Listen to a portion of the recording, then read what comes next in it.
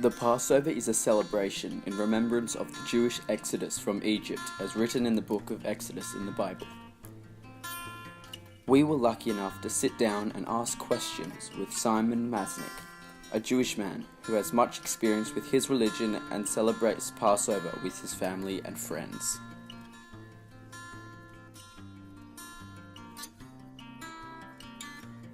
ATM when they can't bother to go to the ATM. And Really? And then she charges. But where she got the cash from pocket money and stuff? Yeah, and then she charges the interest on what they take out. No way! The celebration occurs in the 15th month of the Jewish lunar calendar, called Nisan. So Passover is about family coming together. It's an opportunity for families to come together, like Christmas.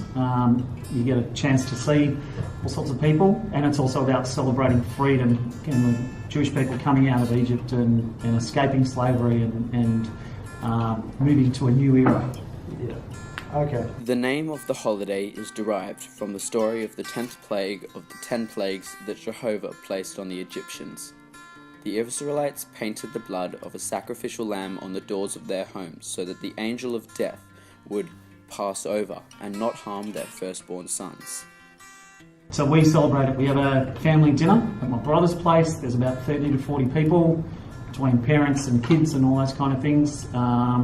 We follow a set reading of a book called the Haggadah, which is the order of what's happening through the evening, and it's a meal along with a bunch of songs and other things that you read about what happened, why do we do what we do, what are some of the traditions that we follow, those kind of things.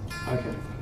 Passover belongs to the 3 pilgrimage festivals of the Jewish faith, which also include Pentecost, or Shavuot, and the Tabernacles, Sukkot.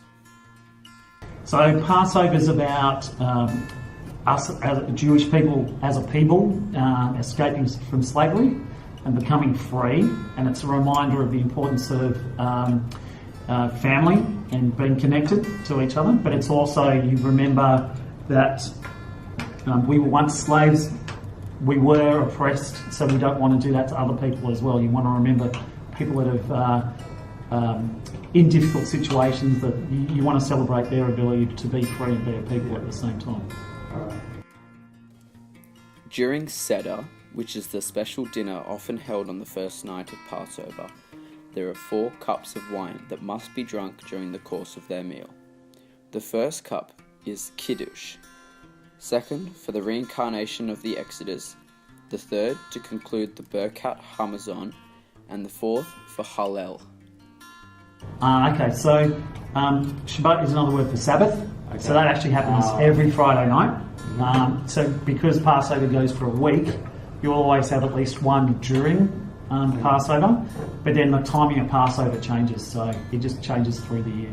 Many of the traditional foods eaten at Passover include a lamb shank, which represents a symbolic offering to the temple, an egg, which is a symbol of rebirth, bitter herbs such as horseradish signify the bitterness of enslavement, a non-bitter vegetable, which is dipped in salt water to symbolize tears, and a mixture of apple, nuts, and wine that represents the mortar and bricks used by the enslaved Jews. So the Jewish religion follows a lunar calendar, which means that it goes by the cycle of the moon rather than through the daytime. So it's very similar to Easter, so that how the timing of Easter moves around, it basically follows the same timing as Easter. Okay. What else would you say is like typically eaten at a Passover? Yeah, lots of different things. So there's what they call bitter herbs, which are usually herbs that have been dipped in salt water, which is to remind you of the tears because of the slavery and the oppression the Jewish people experienced. There's all sorts of traditional food. There's horseradish that you have because it's meant to bring tears to your eyes as well. Right. So it's some things that try and remind you of the sadness, but at the same time there's some sweet things that you eat that remind you of, it's also a happy occasion as well. So while it's bittersweet in the truest sense of the word, there's some bad things, there's some good things.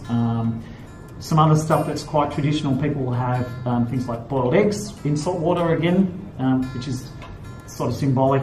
There's a paschal lamb, which is a lamb leg, those kind of things. which some of these, they've all got symbolism attached to them, all these various foods. Yeah. But it's really around reminding us that there's both good and bad in what happened.